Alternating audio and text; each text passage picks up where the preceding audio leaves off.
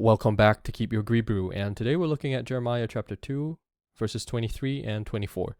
Let's start with verse 23.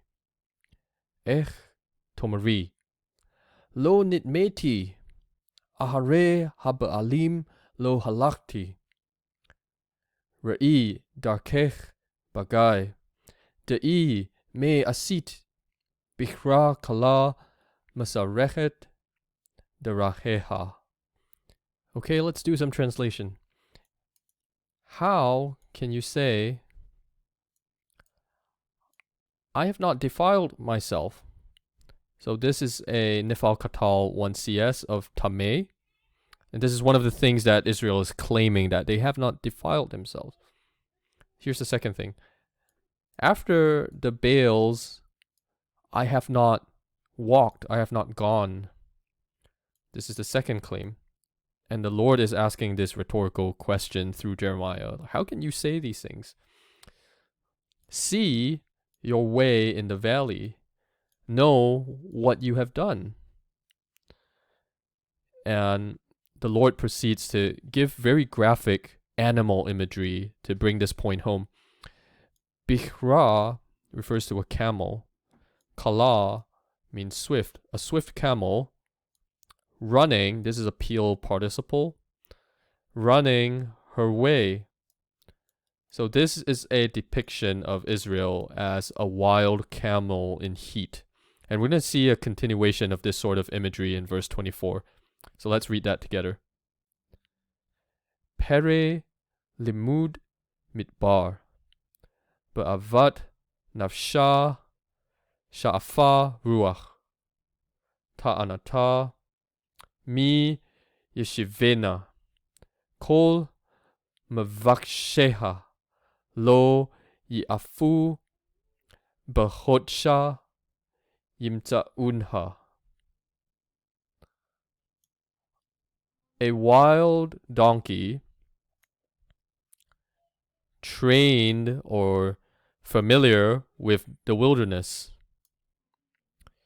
This is a construct form of avat, which means desire or longing or lust. So in the lust of her throat, nefesh can mean throat. It doesn't just mean soul or life. It can also mean throat. So in the desire or the longing of her throat, she pants for breath. Ta'ana refers to mating season. So in her mating season, who can quell her or restrain her? This is a Hifil Yikto 3ms with 3fs suffix of shuv. So who can quell her lust? Who can restrain her lust in mating season? All who seek her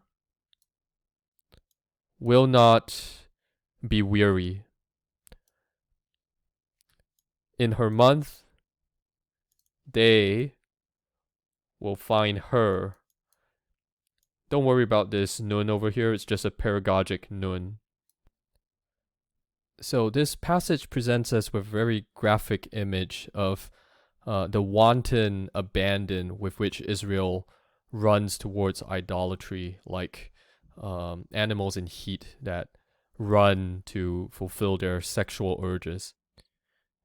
And over here we see in verse 24 a match made in hell between Baal worship and Israel. All who seek her do not get tired.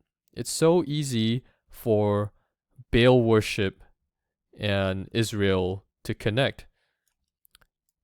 In her month, they will find her. It's almost as if there's something about Israel that makes her a magnet for idolatry, and vice versa. So if we look at this verb kala, the ESV actually translates this as restless. Strictly speaking, it means swift or light, but in this context, it's not a bad interpretive decision because it does capture the essence of what the passage is talking about, that Israel is like this restless animal in heat. And that calls to mind Augustine's dictum that we are restless until we rest in God. Until we find rest and satisfaction in our God, the God of Scripture, we will be like restless animals seeking all ways and means to live out our idolatrous desires. So a good passage to reference this with is 1 Kings 18, where we see Baal worshippers jumping through all sorts of hoops to try to appeal to Baal, to try to get him to listen. And, for all the things they're doing, they get no attention. No one answers. No one is there. And this is in stark contrast to Yahweh, who through the prophet Elijah invites his idolatrous people to draw near to him once again, and to see and know his power and majesty, to see that he is unequivocally the only true God. And Jesus invites us likewise to come near to him, to draw near to him, to taste and see that he is good, to come weary and burdened to him, that we might find rest for our souls. Idolatry promises a lot, but it never delivers on what it promises. On the other hand, we can always trust that Jesus will do everything he has promised. That's all for today. See you next time for more in Jeremiah chapter 2.